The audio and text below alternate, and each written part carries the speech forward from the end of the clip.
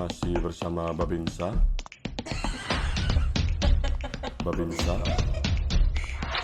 Babinsa. Kalian semua mendengarkan Babinsa. Babinsa. Babinsa. Masih bersama Babinsa. Babinsa. Babinsa. Babinsa. Selamat datang kembali di Babinsa Podcast dan bersama Yunisa di sini. Kali ini di episode 11 kita kedatangan tamu spesial yaitu Deputy Board of Director MMUGM. Ada Bapak Rocky Adiguna di sini. Terima kasih banyak Bapak Rocky atas kehadirannya di pagi hari ini. Terima kasih sudah diundang. Dengan senang nih bisa merasakan studio ini lagi untuk podcast bersama teman-teman. Yay. Terima kasih Bapak. Nah, gimana Bapak kabarnya hari ini? Alhamdulillah baik, sehat. Untuk nggak ada ngajar jadi agak slow pikirannya. Yang ngajar agak tegang. Nah, untuk sesi kali ini di episode kali ini kita cuma mau santai-santai aja Pak, ngebahas keseharian Bapak. Terus juga nanti ada pertanyaan dari teman-teman terkait MM dan juga tips and trick bisa menjadi seperti Bapak Rocky gitu Pak. Oke. Sure. Nah, mungkin ini pertama-tama kita mulai dari interest yang saya kemarin sempat lihat Pak di IG Pak. Kan baru-baru ini Bapak habis nge-cover lagu ya Pak, Mata Garuda. Oh iya. Vivi Gaskin bareng Ya. teman-teman AAC. Nah, itu keren banget deh Pak. Itu boleh tahu nggak Pak, kenapa Bapak akhirnya memutuskan untuk meng-cover lagu itu? Oke, menarik ini. Itu ide apa ya? Project iseng sebelumnya. Iseng kemudian momentumnya kan menjelang hari kebangkitan ya.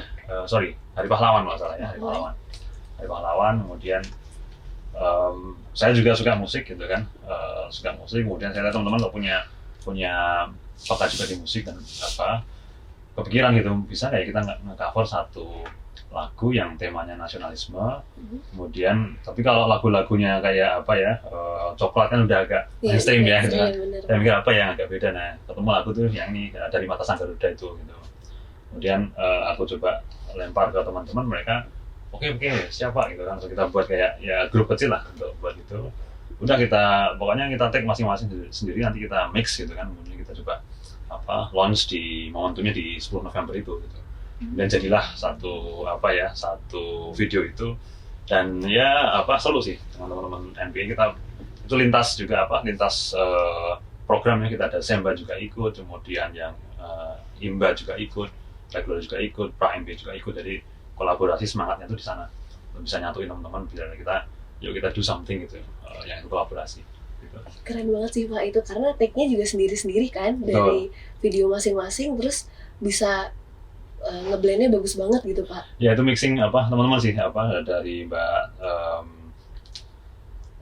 Emo yang kemudian memix, kemudian saya juga terlibat di beberapa take-nya, jadi itu kolaborasi teman-teman Pak.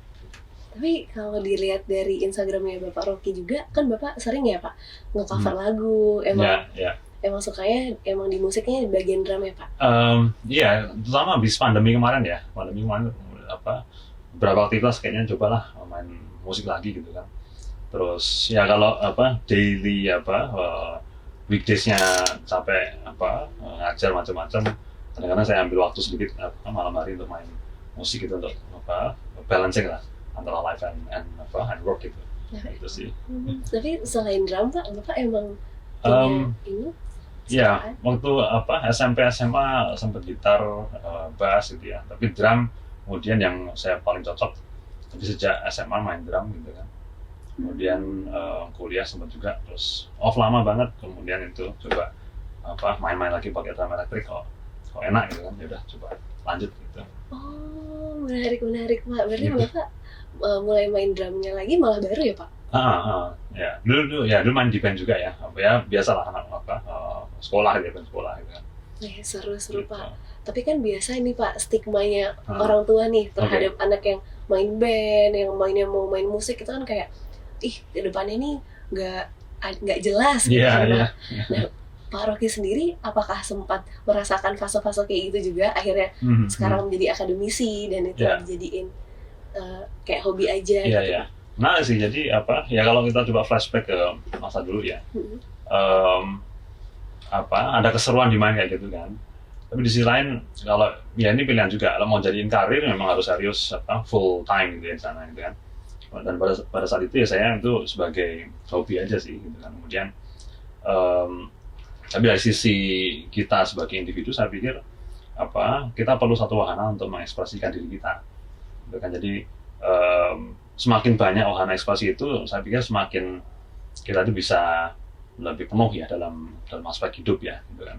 Jadi nggak cuma dari sisi kerja, tapi juga mungkin dari tulisan, mungkin dari sisi aspek seninya, aspek yang lain-lain lagi gitu kan.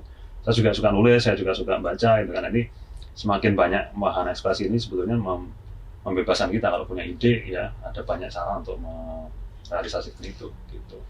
Keren Pak. Nah, kebetulan Pak kan di ini juga kan sebenarnya ada AEC itu tadi kan Pak, yang bisa membantu mahasiswa yang pengen menyalurkan kreativitasnya di sana. Nah, ada juga nih Pak anak-anak yang kebetulan ada interest di musik dan pengen dengan belajar di bisa tahu cara-cara gitu mempromosikan musik-musik mereka sendiri gitu. Oke. Nah, ini sebetulnya agak di industri yang agak berbeda ya, di entertainment industry, music industry yang saya sebenarnya tidak terlalu dalam juga di sana gitu. Saya juga sebagai hobi saja, suka main tapi nggak begitu dalam dengan musik. Tapi di sini di memang kita memberikan wahana bagi teman-teman mahasiswa tidak hanya di musik, sebenarnya di macam-macam ya, dari sports maupun akademik maupun seni itu kita wadahi di sini karena ya itu bahwa kita percaya bahwa supaya kita lebih kreatif ya, kita tuh perlu berbagai wahana itu gitu. Kalau hanya dibatasi pada aspek akademik saja, ini kayaknya potensi teman-teman ini tereduksi hanya pada itu gitu. Padahal mungkin ada aspek lain itu kita perlu apresiasi kan. Nah nih, at least di kita punya berbagai channel kalau teman-teman mau ya mengekspresikan diri lah. Betul, dan gitu. teman-teman bisa bebas memilih dan masuk ke mana aja gitu ya Pak ya. Betul. Untuk merealisasikan kreativitas dan juga interestnya tadi. Exactly. Nah, kalau untuk Bapak sendiri nih Pak, kan berarti lebih seringnya jadikan musik ini untuk sekedar kesenangan hobi-hobi aja gitu ya Pak. Nah, pernah nggak sih Pak ada di suatu momen yang mana Bapak merasa nggak ada waktu sama sekali nih karena tersita waktunya di akademik, tapi juga mau main lagi tuh kayak udah bingung lagi Pak waktunya gitu. Oke. Ya saya mungkin bawanya agak ini ya ke aspek ini agak dalam ya, ke aspek individu ya. Jadi saya pikir kita itu sebagai manusia ya, kita itu kan punya ide, kita punya gagasan, kita punya mungkin kekhawatiran ya. Dunia akademik misalnya di dunia ya di universitas sebagai dosen dan lain-lain, itu kan ada satu wahana dengan menulis ya, riset itu kan. Di sisi lain mungkin kita ada satu gagasan yang itu paling pas diutarakan melalui aspek yang tadi seni tadi gitu. Nah tentu balancing ya, kapan kemudian kayaknya ya ini terlalu berat ya satu sisi, kemudian perlu yang geser sisi lain, itu mungkin memang seimbang itu bukan kemudian ya selalu 50-50 gitu ya. Tapi ada kalanya kita mungkin suatu saat ya timpang ke kiri sekali, misalnya ke nulis ya atau kerjaan. Kemudian pada waktunya kita punya waktu sedikit untuk ya geser ke sana lagi ya.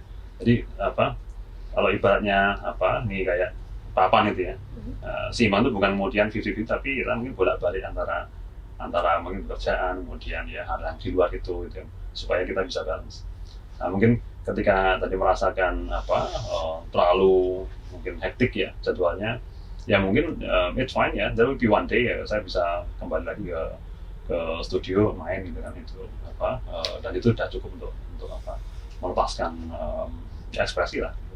Tapi kalau dari yang saya lihat di Instagram Pak Rocky, kan Pak Rocky sering banget nih Pak, maksudnya main drum dan engage langsung sama mahasiswa ya Pak ya, nge-cover lagu, ikut-ikutan partisipasi di permainan musik gitu Pak. Nah itu Bapak menyempatkan diri atau memang waktu itu memang ada waktu luang aja gitu Pak? Oke. Mungkin dua-duanya ya. Jadi saya juga pengen terlibat. Kemudian pas ada, meskipun waktu latihannya nggak banyak juga, seringkali cuma sekali dua kali latihan langsung tampil gitu kan. Jadi ya kok pas ada yang pengen dibawakan, kemudian pas ada waktunya, ya udahlah go ahead gitu. Gitu sih.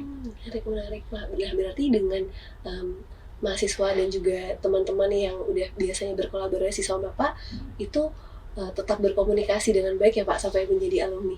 Ya, sebagian sih, sebagian kita masih kontakkan, dan ya obrolan kita nggak hanya musik aja, di aspek-aspek lain juga ya, misalnya ada ide bisnis atau ada pengembangan karir mereka, kita juga tetap keep in touch untuk itu sih. Jadi nggak cuma akademik gitu lah diskusinya. Gitu. Nah, mungkin Bapak ada sharing dikit nggak sih Pak, kayak mungkin ada anak yang di saat main bersama Bapak di musik itu sangat interest, passionate, tapi mungkin kalau di kelas ternyata anaknya mungkin sedikit malas atau sedikit berbeda gitu Pak. Saya sih melihat ini ya, memang keunikan masing-masing orang beda-beda gitu ya, dan saya apresiasi ketika dia sangat excellent misalnya di musiknya, tapi di akademiknya kemudian mungkin struggling atau tadi kalau malas sih enggak ya, saya berpendapat nggak ada orang yang malas kok, cuma kita belum tahu aja apa yang jadi membakar passion mereka gitu. Kalau mereka udah passionate ya dia pasti akan give more than 100% gitu kan. Nah, saya melihat dengan adanya ini saya bisa lebih balance lah, lihat mahasiswa nggak cuma sekadar apa yang saya lihat di kelas, tapi di luar kelas seperti apa, dan itu saya menghargai mereka sebagai satu individu yang kreatif gitu. Mantap Pak, berarti Bapak sama ini selalu melihat mahasiswa Bapak juga sampai alumni Bapak itu sebagai individu yang memang punya passionnya masing-masing gitu ya. Betul. Dan gimana cara Bapak memotivasi mereka yang mungkin memang belum menemukan passionnya Pak? Menarik nih, passion itu kan seringkali dikaitkan dengan ini ya, dengan apa yang kita suka ya. Betul. Tapi pada saat yang sama, kalau kita bicara apa yang kita suka, begitu kan gini, ada namanya learning curve ya. Begitu kita itu menginjak ke hal yang mulai lebih susah, kebanyakan orang quit gitu. Betul. Oh, saya suka nulis ya, begitu nulis tambah susah, nggak jadi gitu kan ya. Oh, saya suka misalnya atau ngulik satu sosial media marketing gitu kan ya. Begitu susah, quit gitu kan. Saya mau belajar ini susah, quit. Nah, seringkali passion itu mungkin bukan hal yang kita suka, tapi kita tuh mau komitmen ke apa sih gitu. Apa yang mau kita pelajari dan kita mau komit ke sana, sehingga meskipun ini susah banget, saya tetap akan jalanin gitu. Itu menurut saya passion ya. Jadi kita pilih dulu gitu loh. Kita mau kemana, kemudian kita dedikasikan, meskipun kalau ketika gampang kita jalan, semua orang mau gitu kan. Tapi begitu susah, siapa yang mau tetap jalan terus? Ini yang nggak banyak. Jadi passion itu membedakan di sana. Kalau dia punya passion, dia akan tetap ada di jalan itu, meskipun itu bagi sebagian orang impossible. Atau bahkan bagi dia susah ya. Nah, seringkali mendaki fase susah itu yang nggak banyak orang mau. Nah, passion ini bukan sebagai apa yang kita suka, tapi apa yang kita berkomitmen untuk menyelesaikannya. Gitu. Betul. Karena permasalahan tadi balik ke resilience setiap orang ya Pak ya. Nah, kira-kira Pak, ada nggak sih Pak buku atau sarana media yang bisa ngebentuk mindset anak-anak mau mahasiswa MM atau anak-anak di luar sana agar punya pemikiran yang lebih resilience, bisa lebih memaksakan diri untuk tetap belajar walaupun itu hal yang bukan dia suka gitu Pak? Oke, menarik nih. Kalau buku banyak sih. Saya jujur lebih suka bukan baca buku motivasi ya, tapi pada buku tentang kreativitas gitu ya. Kita banyak belajar dari industri kreatif tuh. Karena di industri ini kan kita mungkin punya asumsi orang kreatif enak aja, tinggal terserah aja lah kerjanya gitu kan ya. Tapi nggak juga, kalau mau ya bahkan di industri musik, di industri penulis ya, novelis gitu kan. Mereka juga butuh satu disiplin supaya bisa menghasilkan karya kreatif juga gitu kan. Jadi mungkin saya ada beberapa referensi sih yang bisa saya share ya, cuma mungkin nggak di sini. Tapi beberapa buku tentang industri kreatif itu highly recommended untuk teman-teman untuk pelajari bahwa passion is about commitment gitu kan. Dan ini ya mau dimanapun ya, mau di industri apapun, you must do the hard work gitu kan. Nggak ada yang melompati hal itu lah gitu kan. Mau di industri yang kita sangka senang-senang pun ya itu juga ada hard worknya. Jadi mungkin di sana sih daripada itu ya. Berarti kuncinya passion is about commitment and you must do the hard work. Iya. Dan orang-orang mungkin apalagi ada sosial media ya Pak, karena kan orang lebih sering nunjukin hasilnya Pak dibandingkan susah-susah struggle-nya gitu Pak. Dan itu yang mungkin semua orang harus ingat lagi, kalau pencapaian nggak akan datang dengan gitu aja gitu ya Pak. Betul kalau kita nggak tahu hasilnya seperti apa, maka kita percaya pada prosesnya gitu kan. Jadi ada yang bilang result will not betray the process gitu. Jadi kalau kita prosesnya oke, maka ya resultnya will follow. Ya, ini yang jadi ya mungkin simple truth-nya ya. Ya udah, you trust on the process untuk hasil yang bagus. Gitu. Keren Pak. Nah, gara-gara Bapak udah nyebut-nyebut trust the process, saya jadi penasaran nih Pak, kan Bapak bisa di posisi seperti ini udah sangat luar biasa ya Pak, karena Bapak masih muda, masih bermain drum, juga di akademik tuh merupakan orang yang sangat influential.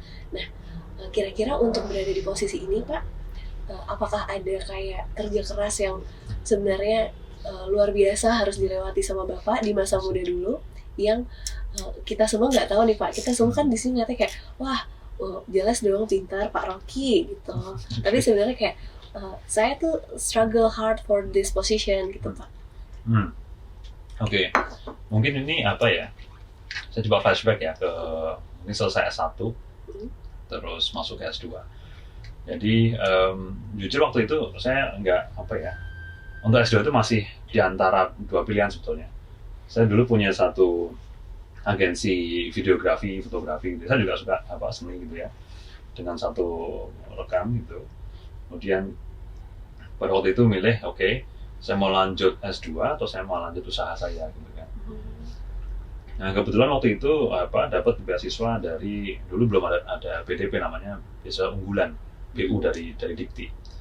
Dapat dari beasiswa itu ke Swedia untuk untuk S2 di nama sekolahnya Jönköping International Business School, JIBS di Swedia. Kita juga punya partner di sana sebagai exchange dari Amerika. Nah di sana saya lebih mendalami tentang strategic entrepreneurship gitu ya. Nah dari situ kemudian dua hal yang saya suka baca, saya suka riset, itu terwadahi dengan studi itu ya, dengan S2 saya.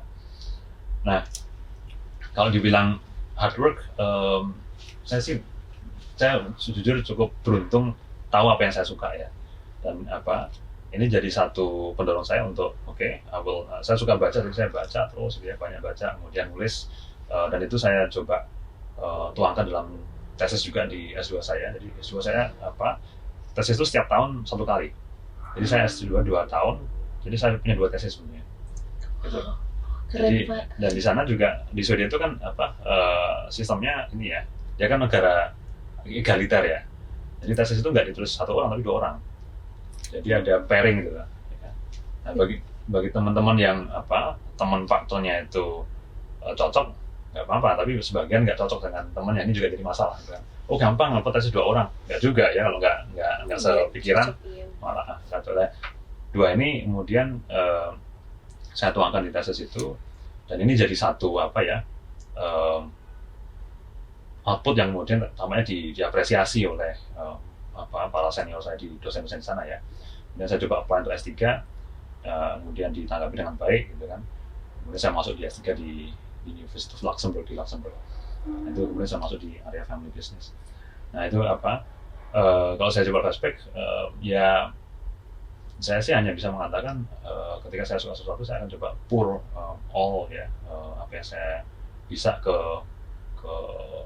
pekerjaan itu gitu, ke karya itu ya. Nah karya ini waktu itu ya tesis, kemudian karya itu adalah disertasi gitu kan. Dan saya pikir kalau kita kemudian menarget ya untuk menghasilkan masterpiece, maka orang akan lihat pekerjaan kita.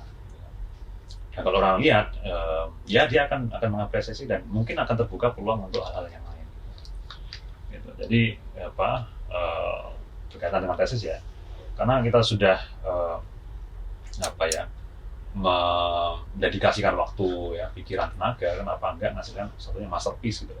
Daripada hal yang cuma mediocre, cuma syarat lulus saja, gitu kan. Ya, kalau kerjaan kita sudah di sana, orang akan lihat kok. Gitu kan. Dan mungkin ini yang kemudian jadi apa ya, dipandang orang, wah apa Rocky itu begini. Jadi saya sih yang fokusnya adalah apa yang bisa saya kerjakan, I will do my best, that's all. Keren Pak. Berarti Bapak memang udah suka riset dan di sana Bapak menjadikan kesempatan Bapak untuk belajar di Swedia tadi untuk langsung lanjut disertasi S3 tadi ya. Ya, betul. Wah, padahal yang saya dengar biasanya yang udah masuk S2 jadi ogah Pak untuk lanjut S3 karena katanya udah stres banget gitu Pak. Nah, tapi Bapak malah termotivasi ya Pak ya? Iya, jadi apa? Jujur saya merasa apa ya? Ada dunia baru ya di S2 itu yang dimana ilmu itu ternyata luas gitu ya. Dan apa? Semakin kita mendalami satu ilmu, semakin kita ngerasa, wah masih cetek banget ya gitu. Itu masih the whole apa universe of knowledge itu sangat luas gitu. Jadi keinginan tahuan itu jadi makin tinggi gitu untuk apa? Kalau saya dalami sana apa ya kira-kira? Sana apa kira-kira? Dan yang kemudian kayaknya S2 aja it's still the beginning ya. Saya ingin dalam lagi lebih memahami satu ilmu gitu. Itu yang jadi curiosity-nya ya. Nah, tapi Pak, kan tadi dari S2-nya itu kan awalnya tesisnya berdua itu ya Pak, Betul. tiap tahun. Terus akhirnya Bapak bisa apply lagi lanjut buat disertasi yang S3 di Luxembourg tadi. Itu atas dasar apa Pak yang akhirnya menimbulkan kayak, oh saya mau belajar tentang family business di univ ini gitu Pak? Ya, banyak faktor sih. Beberapa diantaranya adalah waktu itu calon supervisor saya adalah peneliti kualitatif ya. Jadi saya kan secara metodologi adalah peneliti kualitatif. Jadi nggak pakai angka. Saya nggak bisa angka ya. Kalau tanya apa statistik saya ampun lah gitu ya. Sama Pak. jadi salah satunya itu saya nggak suka angka. Kedua adalah tadi saya suka dunia art ya, videografi, fotografi, seni gitu ya. Apa sih yang kemudian satu aktivitas yang bisa menggabungkan dua dunia ini, dunia akademis, baca, nulis, dengan dunia tadi video, foto, gitu ya, musik. Oh itu diriset ternyata. Dan metode kualitatif. Jadi di metode kualitatif saya di S3 adalah ya menggunakan etnografi. Yang ini saya bisa menginterpretasi apa sih maksud dari apa satu gambar gitu ya, apa sih makna dari simbol-simbol gitu kan, apa sih makna dari apa perkataan orang. Nah ini yang kemudian saya tuangkan dalam disertasi itu, dan kebetulan supervisor saya itu mendukung dan apa ya salah satu figur juga di area etnografi ini. Nah itu jadi satu hal yang oke, saya akan go ahead dengan ini gitu. Karena dapat support ini ya, bagi saya itu yang menggabungkan semua apa yang saya sukai di sana gitu. Jadi that's ya apa ya titik temunya di S3 itu. Keren Pak. Berarti Bapak waktu S3 itu langsung merasa klik dengan apa yang Bapak kerjakan gitu ya Pak. Betul. Nah, kalau buat teman-teman mahasiswa seperti saya nih Pak, yang sebenarnya interestnya banyak nih Pak, kayak suka hitungan, ternyata suka juga membaca, suka berjualan, suka berbisnis, mendapatkan uang. Nah, itu untuk bisa tahu sebetulnya apa yang pengen di riset, diteliti itu harusnya dari mana sih Pak sebetulnya? Oke. Untuk riset, misalnya untuk apa tesis MBA ya katakan ya. Iya, tesis MBA. Terus gini, saya kalau melihat tentu apa sih yang gini, sebagai mahasiswa itu kan punya privilege, ya. Jadi coba tanya begini, bidang apa atau area apa, ilmu apa yang saya itu hanya bisa teliti kalau saya sebagai mahasiswa. Kalau saya sebagai yang bukan mahasiswa, mungkin saya nggak punya kesempatan untuk akses ke sana, akses ke sini gitu. Jadi itu jadi satu apa privilege yang harus dimanfaatkan. Karena begitu kita nanti tidak sebagai mahasiswa mau riset ya, atau mau akses ke perusahaan apa ya atau tentang apa, itu akan lebih terbatas ruang geraknya. Gitu. Nah, mau di mana itu, maka ini arahnya ke kontribusi ini ya. Anda tuh pengen tahu apa sih dari S2 itu gitu. Yang itu mungkin tidak cukup diketahui dari kelas gitu kan. Ya, Anda harus jalani sendiri tuh gitu kan. Dan mungkin ini sangat spesifik tuh nanti apanya itu ya. Tapi berangkat dari curiosity sebenarnya, keingintahuan. Jadi kalau nggak ada curiosity, maka ngapain gitu ya. Nggak worth it untuk kerja. Nah, tapi ada juga Pak challenge dari teman-teman mahasiswa nih yang kemudian punya ketakutan sendiri mendengar desas-desus kalau mengambil materi ini atau mengambil konsentrasi tertentu itu lulusnya lama tuh Pak. Oke. Nah kalau dari Pak Rocky sendiri gimana Pak? Oke. Apakah emang ada desas-desus yang ternyata benar Ya. atau malah menurut Bapak lama enggaknya belajar itu enggak begitu mengaruh? Ya. Emang lama terus salahnya apa? Nah mungkin beberapa berpikir kayak ngapain lama-lama gitu, Oke. malu gitu Pak. Oke, I see. Yang sebagian mahasiswa ini ya, mereka seringkali begitu saatnya bayar UKT gitu ya, kemudian langsung rame-rame ya meneror dosennya gitu kan. Bimbingan Pak biar nggak bayar UKT. Which is apa ya, kadang-kadang ada aspek yang perlu diperhatikan juga, komunikasi dengan dosen seberapa baik gitu kan untuk bimbingan itu misalnya untuk tes. Tapi di sisi lain, saya melihat kalau Anda memang serius, waktu itu akan mendukung Anda kok, gitu kan. Anda nggak akan merasa lama untuk studi Anda. Anda lama mungkin karena ya bisa berbagai hal ya. Cuma dari sisi riset kalau Anda komunikasi dengan baik dengan dosen pembimbing, kemudian Anda pengen ada progres, Anda akan bisa ngikutin step itu sampai akhir dengan normal gitu. Jadi dan di kami pun di MM ya, kita punya mekanisme misalnya ya ada kesulitan komunikasi dengan dosen pembimbing gitu ya, kita bisa mitigasi dengan ya berbagai intervensi lah ya, kita bisa ingatkan yang beliaunya atau kita bisa fasilitasi gitu kan. Jadi flow dari kami, we will support you gitu. Nah tinggal dari on your side gitu kan, seberapa berkomitmenkah Anda gitu. Setiap hari ada nggak alokasi waktu untuk nulis tesis, untuk baca berapa jam gitu kan? Ada nggak seminggu berapa kali gitu kan? Kalau itu ada, saya nggak khawatir teman bisa menyelesaikan dengan baik gitu. Seringkali kan karena pekerjaan macam-macam kemudian tersisihkan ya, kemudian udah lama nggak pegang, mau pegang lagi udah malas gitu, akhirnya nggak bisa mulai. Nah ini kembali lagi, bisa nggak kita mengembangkan satu rutin yang itu ya dedicated untuk nulis ya, untuk riset gitu ya, diantaranya saya mungkin ke sana. Lebih ke time management aja lagi ya Pak. Betul. Ke masing-masing mahasiswa.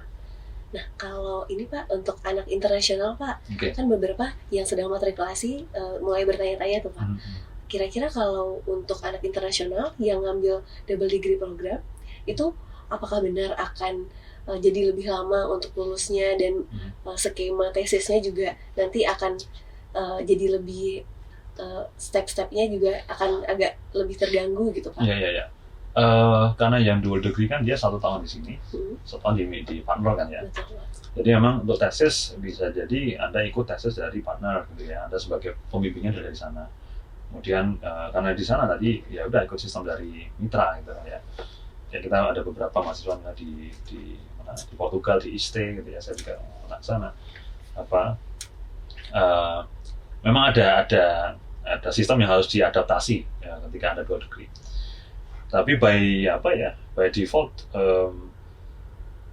kita ya mau tesis di sana atau tesis di sini, kita tetap memfasilitasi untuk komunikasi, bimbingan dan seterusnya. Dan itu saya kok tidak melihat ada, it will mungkin lebih lambat daripada yang reguler yang lain, tapi ya menurut saya masih dalam waktu yang normal gitu. Dan worth it juga ya Pak ya? Iya, maksudnya kalau Anda enjoy, Anda nggak akan ngerasa lama kok. Gitu. Kalau Anda ngerasa lama, mungkin ada something yang Anda nggak enjoy. Berarti itu balik lagi ke mindset ya Pak? Betul. Gimana kita bisa menganggap proses dari yang kita lakukan itu adalah suatu tahap pembelajaran. Betul, exactly. Nah, kalau gitu Pak, boleh nggak Pak kita mendengar tips dan trik Bapak, karena kan tesis Bapak kemarin selama 2 tahun tuh 2 kali ya Pak, Betul. dan di luar. Nah itu untuk teman-teman yang nantinya ingin mengambil double degree dan ternyata mengerjakan tesisnya dengan mitranya UGM di luar sana, itu ada tips and triknya nggak Pak? Oke, sistem UNIF beda-beda ya, di mana di Eropa pun ya, ada Swedia beda dengan di Belanda, dengan di Prancis gitu kan. Jadi mungkin secara umum thesis writing akan seperti itu, dalam arti itu adalah karya akademik, karya ilmiah ya untuk kelulusan.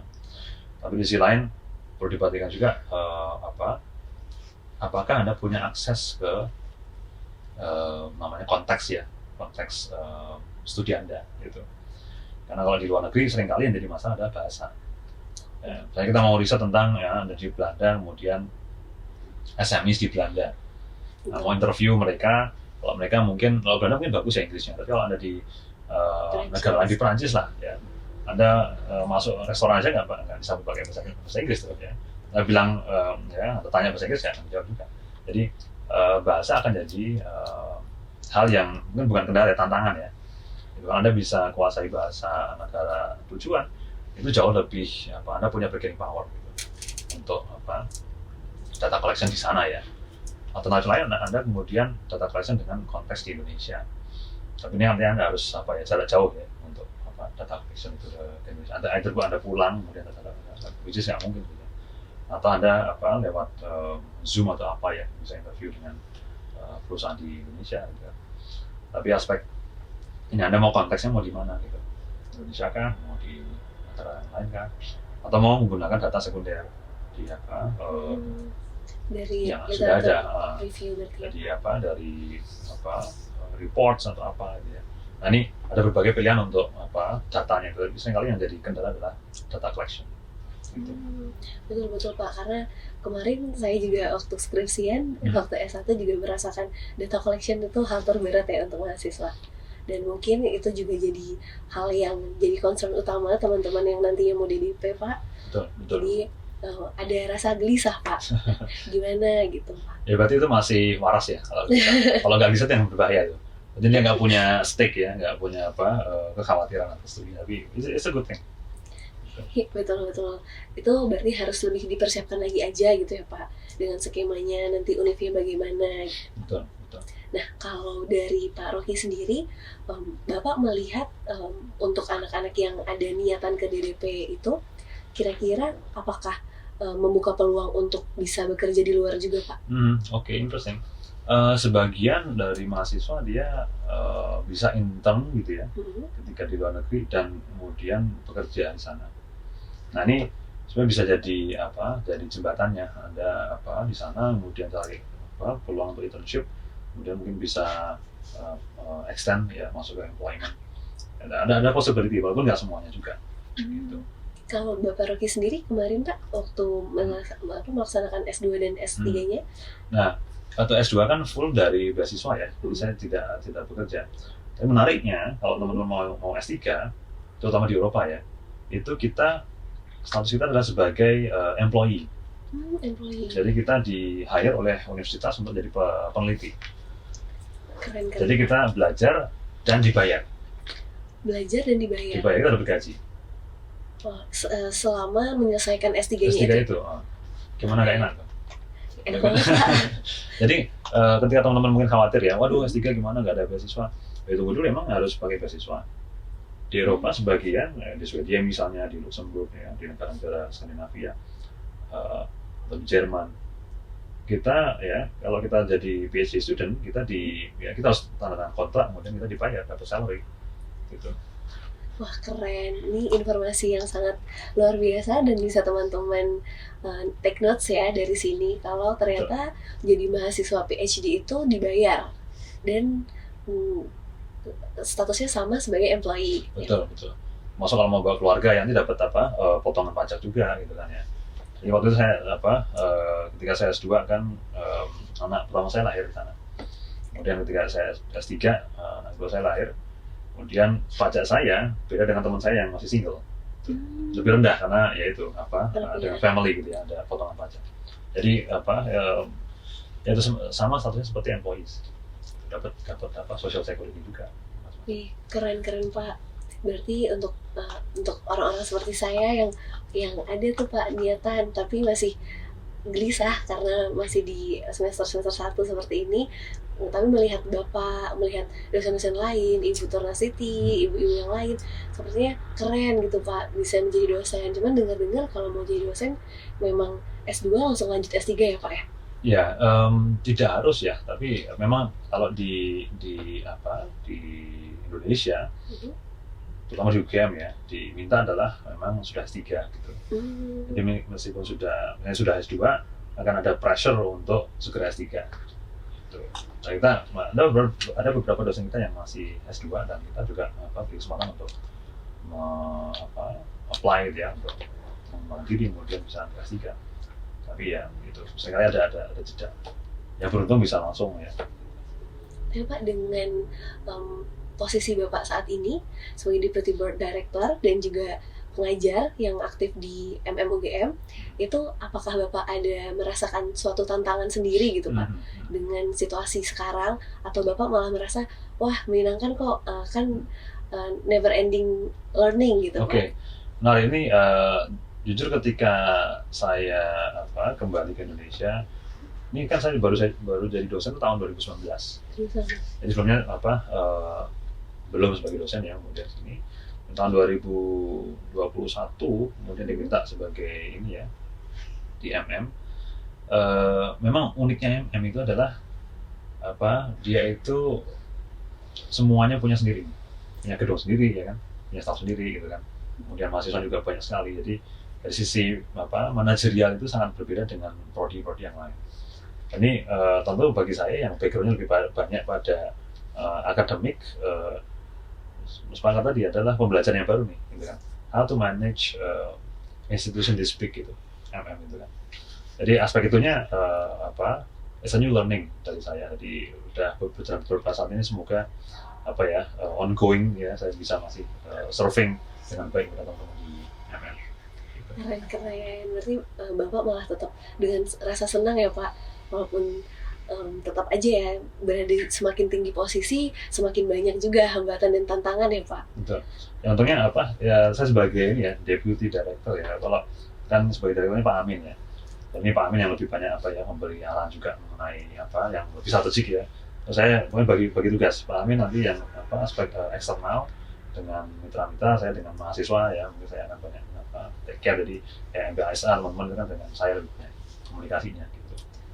Tapi menarik banget nih Pak, Bapak tergolong baru mengajar jadi dosen di 2019, tapi udah banyak berita-berita yang saya dengar di telinga saya kalau diajar dengan Bapak itu sangat menyenangkan Pak. Bahkan banyak banget Pak, benar-benar dari mahasiswa-mahasiswa yang lebih dulu, dari alumni-alumni yang bilang kalau dapatnya nanti bimbingan dengan Bapak Rocky atau dapat kelas Pak Rocky itu sangat beruntung gitu Pak. Alhamdulillah, semoga itu tidak bias ya. Nah, kira-kira ada nggak sih Pak tips and trick juga atau kiat-kiat yang Bapak lakukan agar memberikan pelajaran itu juga nggak monoton atau kayak terkesan kayak hierarki banget gitu Pak? Menarik nih, gimana ya? Saya sih melihat kalau kita berhadapan dengan mahasiswa ya, ada satu kata-kata yang itu nempel banget di kepala saya. Gini, terutama di generasi sekarang ya, dia bilang they don't care what you know ya, until they know what you care, until they know that you care ya. Jadi mereka anak-anak ini nggak akan care apa yang kita tahu ya, selama mereka tahu kita tuh care pada mereka. Dan ini yang kemudian benar juga ya gitu kan. Kalau kita nggak care ke mahasiswa ini, mereka juga mau kita pinternya nyundul langit ya, mungkin mereka juga nggak akan care juga ke kita. Ini kemudian yang saya pikir, how can I care for them gitu ya, untuk memang dengerin mereka. Kemudian seringkali saya lebih memposisikan diri bukan sebagai orang yang tahu ya, tapi saya pengen bahwa semua suara teman-teman ini itu punya bobot gitu ya, punya insight yang itu nggak bisa dipandang sebelah mata gitu kan. Jadi seringkali saya encourage teman-teman kalau di kelas itu untuk apapun gagasannya, apapun pemikirannya, please share ke kelas itu, karena ya kalau Anda nggak bilang apa-apa maka gimana kita bisa belajar gitu kan. Dan ini saya nggak kemudian ya kebanyakan mungkin merasa takut kalau salah gimana gitu kan. Ya justru dari kita nggak akan tahu salah gimana kalau kita nggak pernah mendiskusikan itu. Jadi dengan speak up, yuk kita sama-sama, kan juga bukan yang paling tahu loh gitu kan. Kita juga pengen belajar apa sih kesulitan Anda. Nah nggak tahu apakah situasi ini kemudian dianggap teman-teman sebagai hal yang tadi ya, mengasihkan tadi gitu ya. Di antaranya mungkin aspek itu gitu. Menarik Pak. Wah, saya jadi nggak sabar Pak nanti jika diajar sama Bapak. Semoga insyaallah. Oke. Berarti dari sesi kita ngobrol-ngobrol ini ada banyak banget ya Pak yang udah Bapak sampaikan, mulai dari passion itu about commitment and everyone should work hard to achieve their dream, terus juga bagaimana kita harus memposisikan diri kita sebagai orang yang peduli agar orang-orang itu juga bisa mengapresiasi dan bisa melihat kita sebagai sosok yang menyenangkan gitu ya Pak. Nah, sebenarnya ada banyak banget Pak pertanyaan yang pengen saya ajukan ke Pak Rocky, cuman saya takut nanti nggak selesai-selesai dan pertanyaan dari teman-teman yang udah disiapkan nggak kejawab Pak. Nah, mungkin kita ganti sesinya ke Leadership Lounge, yaitu sesi di mana kita akan menjembatani pertanyaan-pertanyaan mahasiswa MM yang udah disiapkan untuk Bapak Rocky. Siap, gitu, siap. Pak. Kita lihat. Baik, ayo kita masuk ke sesi tanya jawab MBA Leaders, dan ini adalah pertanyaan pertama dari Anti Claras, dan pertanyaannya sendiri, how do you manage and juggle between art project and lecturing? Oke, interesting. Manage and juggle, mungkin lebih pas sebagai ini ya, combine ya, dua hal. Baik. Untuk lecturing gini, mengajar itu paling susah itu ketika menyiapkan pertama kali. Yeah. The first teaching it will be the most dreadful experience. Karena ya harus nyiapin materinya, kemudian nggak tahu nanti reaksi mahasiswa seperti apa. Ini materi garing enggak, berat enggak, itu kan still nggak tahu kita. Jadi beban sendiri. Dan bagi dosen itu, bagi saya itu beban paling berat itu di mengajar pertama. Tapi once kita sudah pernah deliver materinya, kita punya pengalaman bagaimana respon dari mahasiswa, itu lebih ringan. Nah, seringkali art project ini jadi saya lihat mungkin selingan aja sih sebenarnya. Jadi ketika mungkin saya deadlock ya, mungkin saya mau menyiapkan materi, kemudian deadlock ini apa sih yang bisa saya improve dari sini, kemudian saya cobalah ambil stick, kemudian coba main ya, kemudian oke, ya udah keringetan, udah lepas semua tuh. Kadang-kadang ide itu muncul ketika kita nggak memikirkan itu sekali. Ya. The moment we less unconsciously, think about that, sometimes new ideas come in. Jadi ketika melakukan art itu jadi satu hal memberikan waktu bagi kepala saya untuk mendapatkan ide untuk di lecturing atau teaching gitu. Nah, mungkin dua hal ini yang kemudian bisa menyeimbangkan. Keren, berarti Bapak lebih dengan persiapan yang matang gitu ya Pak, dan ternyata Bapak tetap merasakan ada pressure sendiri, tapi tetap dengan persiapan yang matang tadi Bapak akan mendeliver project-project itu dengan baik gitu ya Pak. Keren. Soalnya selama ini kita dari mahasiswa mikirnya, wah dosen mah udah biasa gitu, nggak mungkin merasa akan cringe, akan apa gitu. Ya biasanya the first pertama semester baru mulai ya. Nanti kan Februari ntar tuh. The first meeting itu will be the most dreadful. Bagi saya yang pernah mengajar, the first meeting is always misalnya akan nervous itu saya. Tetap ada deg-degannya berarti ya. Tetap ada. Berarti teman-teman itu hal yang normal, merasa nervous, merasa ada perasaan gelisah dan pressure sedikit, itu tetap akan normal karena itu sangat manusiawi ya Pak. Betul. Itu malah membuat Bapak ada sebagai manusia gitu Pak. Betul, exactly. Karena kalau nggak ada perasaan gelisah sama sekali malah wah dipertanyakan. Jadi sebenarnya nggak cuma mahasiswanya yang deg-degan ya, pertama dosen pun juga deg-degan gitu. Dan ya mungkin dosen dipandang secara hierarki mungkin lebih powerful ya. Mungkin nggak kelihatan, tapi di sisi lain kita sama-sama nervous, sama-sama khawatir ini bisa nggak ya, materinya bagus gitu kan ya. Jadi jangan jadi saya pikir sebagai dosen saya sih mungkin ya, saya lebih ingin mendiskus bahwa ya saya juga vulnerable ya gitu.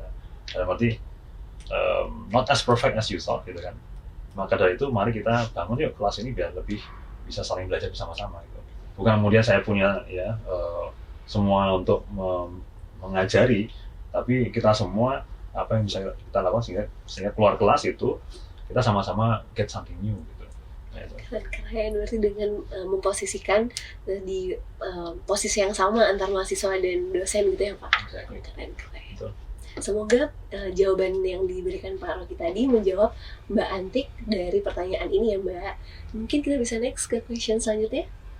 Ini dari Not Branzara. Momen berkesan Pak Rocky selama mengajar di MBA UGM. Oke, berkesan. Ya, salah satu yang ini tadi kan disampaikan saya sebagai dosen mungkin relatif muda ya di antara yang lain. Paling deg-degan lagi adalah mengajar Semba. Ya kan, senior eksekutif MBA kan mereka umurnya jauh lebih senior ya, dan mungkin lebih ya dari saya juga jauh lebih senior lagi gitu kan. Dan kayak gimana saya mengajari mereka untuk ya materi-materi itu sementara mereka pengalaman lebih banyak gitu kan, umur lebih senior gitu kan. Nah, singkali ini yang jadi dreadful moment yang lain. Tapi menariknya adalah dalam beberapa kesempatan Semba yang saya ajar itu justru mereka yang lebih apresiatif ya, lebih serius, lebih semangat ada dari Semba. Gitu. Jadi mereka saya sangat apresiasi bahwa mereka tidak kemudian melihat mungkin usia saya ya sebagai hal yang kemudian wah ini ya masih junior gitu kan ya, udahlah nggak usah diperhatiin gitu ya. Malah saya merasa banyak terapresiasi dari teman-teman dari Semba ini yang kemudian saya malah belajar banyak dari mereka gitu. Jadi itu yang saya pikir berkesan sih dari ketakutan yang awalnya ada kemudian malah jadi satu ajang pembelajaran bagi saya sendiri gitu ya untuk mendalami materi yang saya ajarkan. Gitu. Keren. Tapi saya mungkin dari sudut pandang orang ketiga Pak, saya melihat dengan gaya Pak Rocky yang mendeliver materi juga menyenangkan dengan menempatkan posisi semuanya sama-sama belajar, pasti pada apresiasi dan menganggapnya wah masih junior tapi keren gitu Pak. Oke, thank you, ini feedback yang bagus nih. Jadi nggak masalah dengan umur, tapi selama bisa saling memposisikan diri dengan baik, itu akan terbentuk simbiosis mutualisme juga, di mana sama-sama memberikan manfaat yang baik gitu Pak. Oke, thank you. Mungkin itu untuk Not Branzara. Kita bisa lanjut lagi ke pertanyaan selanjutnya dari Aurela Irvanti. Pengalaman apa dari Pak Rocky yang tidak pernah terlupakan selama study abroad, serta culture shock apa saja selama study abroad? Oke. Wah, ini sepertinya anak yang akan melakukan DDP Pak. Ya, memang culture shock ini satu tantangan itu sih. Kalau pengalaman gini, menarik ya. Waktu saya S3 di Luxembourg, kan nyari apartemen gitu kan. Saya mau ke Luxembourg dengan keluarga, tapi kan harus sebelum ke sana harus siapin dulu apartemennya gitu kan, karena nggak mungkin sana baru nyari gitu kan sama anak bayi gitu kan, ya susah. Kemudian kontaklah saya dengan salah satu agensi ya di Luxembourg. Oke, nama saya Rocky Adiguna ya, pengen cari apartemen ya untuk keluarga. Oke. Saya lewat email. Saya ke sana, kemudian ketemu dengan orang ini gitu kan. Saya masuk ke kantor dia, saya Rocky gitu. Kamu tuh Rocky gitu kan. Saya kira Rocky tuh orangnya gede Afrika gimana gitu ya. Kayak Rocky. Rocky kayak petinju Rocky gitu kan. Adiguna tuh nama Afrika, ternyata orangnya jauh di luar ekspektasi dia gitu, orangnya kecil kayak gitu. Jadi sama nama saya itu ternyata punya konotasi yang macam-macam juga di mereka ya. Jadi itu satu hal yang saya pikir agak menarik. Di sisi lain mungkin pengalaman saya ketika di Swedia ya, itu memang Swedia salah satu negara yang bisa berbahasa Inggris sangat baik gitu kan. Bahkan Anda kalau ke toko kelontong ya, toko Anda di-greet dengan bahasa Inggris, kemudian Anda bahasa Inggris nggak masalah ya. Jadi yang kemudian di sana saya nggak begitu culture shock ya, tapi lebih banyak culture shock di daerah-daerah Luxembourg, Prancis itu lebih kuat karena migrantnya juga banyak ya, dan Prancis mereka juga nggak begitu welcome untuk bahasa Inggrisnya ya kan. Pernah dulu sih waktu itu mungkin saya beruntung karena identitas saya kan tidak terlihat ya, dalam arti kalau teman yang putri kan pakai jilbab kan kelihatan. Nah dulu kan sempat ada tragedi Charlie Hebdo itu loh. di Prancis. Kemudian dari komik ya, kemudian sempat muncul isu yaitulah tentang Islam macam-macam. Kemudian istri saya waktu itu jalan di Luxembourg gitu ya, di jalan tiba-tiba diteriakin orang gitu. Kita nggak tahu artinya apa, cuma diteriakin orang, kemudian ya udah terus ditinggal gitu aja. Jadi tonton waktu itu gitu. Karena saya mungkin pakai jilbab. Saya itu sering kali hal yang kemudian mungkin kita juga perlu aware, kemudian mungkin lebih open minded lah gitu ya. Jangan kemudian terpancing atau apa, ya udahlah, itu resiko kita beridentitas, kita akan disalahpahami, nggak masalah, tapi jangan kemudian menjadi sampai hal yang memicu kita untuk berbuat yang nggak baik. Berarti tetap menjunjung tinggi kebaikan dan tetap kita respect sama sesama ya Pak. Respect, betul. Itu kunci utama untuk bisa survive di negara luar gitu ya. Exactly. Berarti mungkin memang agak lebih tricky untuk yang putri ya Pak ya. Iya. Terutama yang itu ya, yang beridentitas ya, kelihatan pakai jilbab gitu ya. Meskipun sekarang mulai banyak gitu ya untuk komunitas muslim jadi di luar negeri. Tapi bagi sebagian negara itu mereka lebih sensitif terhadap itu dibanding yang lain. Jadi ya kita waspada aja. Ini selama kita bisa memposisikan diri tadi, Ya. semoga dan insya Allah akan aman ya kan Pak. Ya, no problem ya. Jadi untuk Aurela jangan takut, dan juga teman-teman yang lain pasti sebagai mahasiswa MMUGM kita bisa untuk memposisikan diri dengan baik. So, kita lanjut ke pertanyaan selanjutnya dari Vivian Ailien. Bagaimana tips untuk mengatur motivasi agar kita tetap produktif saat mengerjakan tesis? Terlebih biasanya kita belajar bersama teman-teman, tetapi tesis kita berjuang sendiri, serta bagaimana mengatur waktu agar kita tidak terlena bersantai di semester 3, khusus tesis. Oke. Tesis. Ini bimbingan saya nih, Vivian. Saya langsung bimbingan nih. Oke. Ya, produktif ini gini. Macam-macam sih. Kita mengenali gaya kerja kita atau enggak. Ada yang dia itu kerjanya seminggu itu mungkin di Sabtu Minggu baru bisa kerja ya. Kalau di tiap hari malam hari baru bisa on gitu kan. Kalau itu yang terjadi ya bisa nggak itu jadikan momentum di mana harus produce something ya, harus menghasilkan sesuatu. Nah, kalau mau dibuat pukul rata misalnya ya, baca itu menjadi prekondisi untuk bisa nulis. Anda nggak mungkin bisa nulis kalau nggak baca, ya kan? Jadi kalau mau nulis kok nggak bisa, jangan-jangan Anda belum baca, gitu kan? Anda bacanya belum cukup luas gitu kan? Belum cukup banyak, belum cukup variasi. Jadi untuk produktif itu tidak harus bikin tulisan, tapi mungkin produktif itu adalah apa yang Anda pelajari di hari itu, gitu kan? Apa yang Anda baca? Kalau baca itu Anda bisa ya. Kalau fasenya masih di bab 1 bab 2 ya. Karena Anda udah masuk data collection, bisa nggak Anda collect data gitu kan? Bisa nggak Anda approach orang-orang tertentu untuk kemudian Anda interview ya. Karena seringkali jadi bottleneck adalah ketika mau data collection ya, mau akses perusahaan ditolak sana gitu ya, nggak dapat, kemudian waduh harus ganti perusahaan karena nggak diperbolehkan gitu. Jadi kemudian kalau itu bisa antisipasi jauh sebelum tesis, itu lebih enak itu.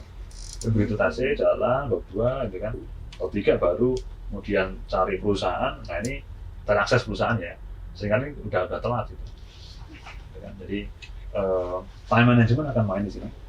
Tapi di sisi lain kalau kita bisa nulis, bacalah sehingga Anda bisa nulis gitu kalau saya.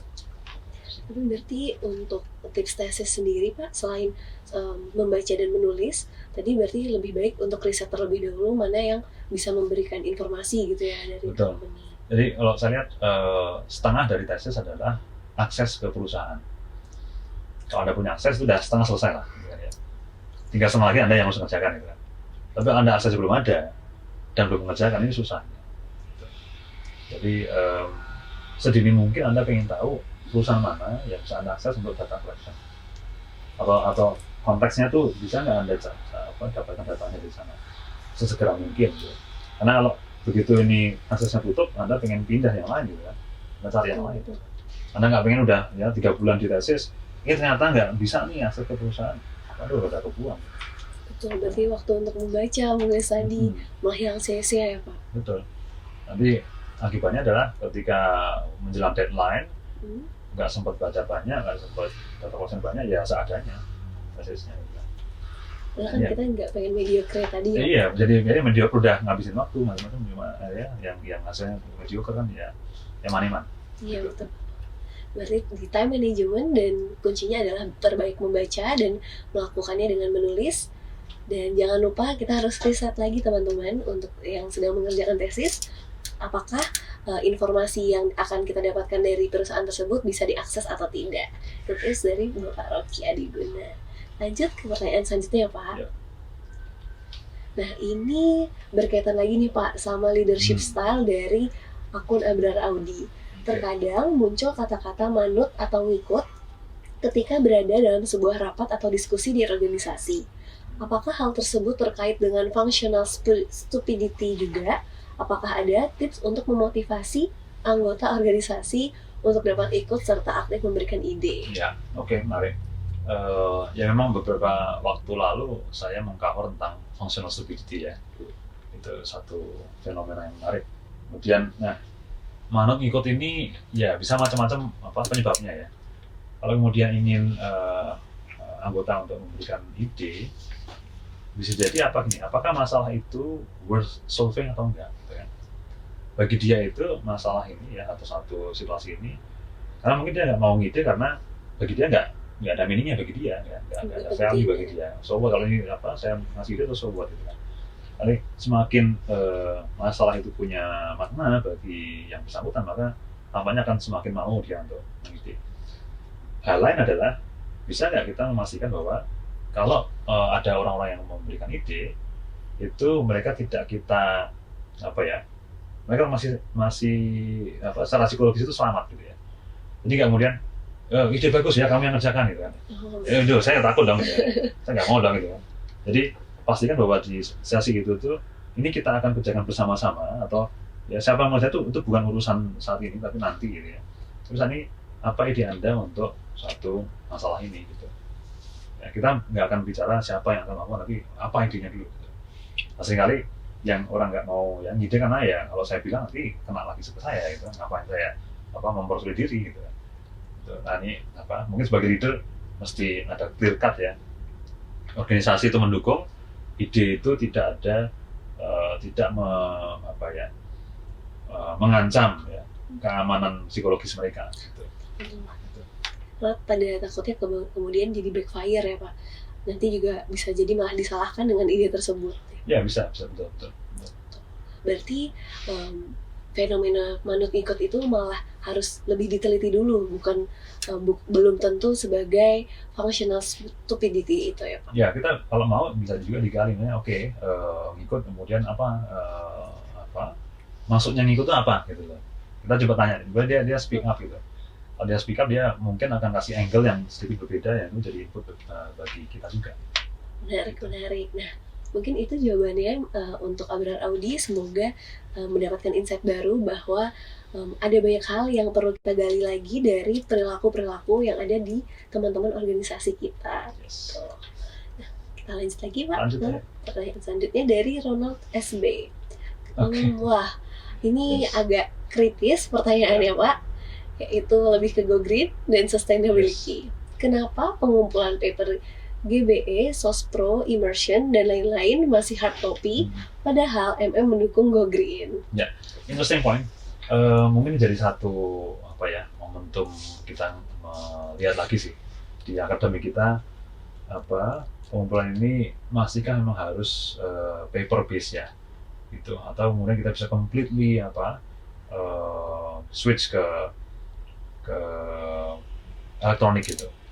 Kalau yang saya bicara tradisi ya, kalau tradisinya itu memang untuk misalnya GBE dan lain-lain itu adalah menjadi artefak gitu kan, artefak yang itu bisa dibaca oleh generasi berikutnya untuk immersion misalnya ada laporan. Jadi itu yang jadi artefak itu.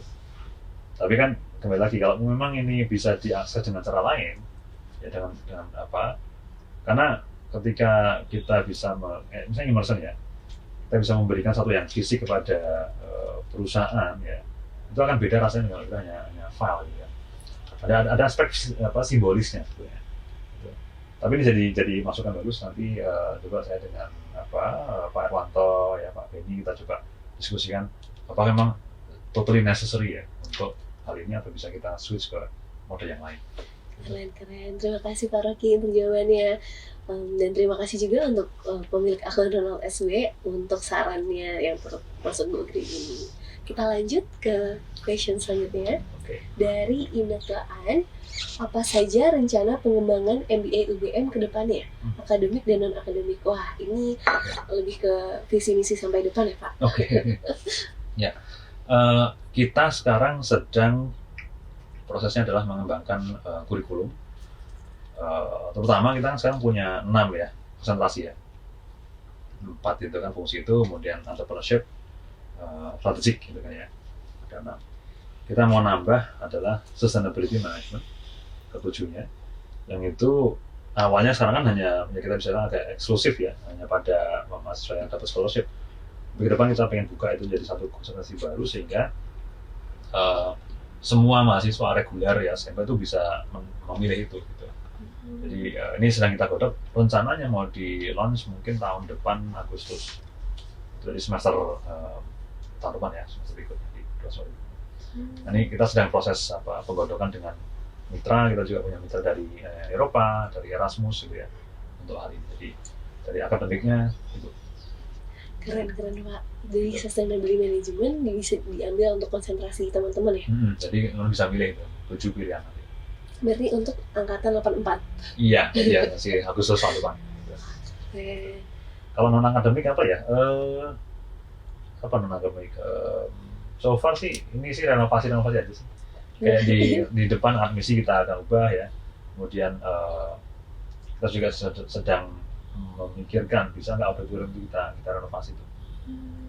Karena itu udah berumur banget sih. Ya. Dibanding dengan, itu pada masanya emang keren ya.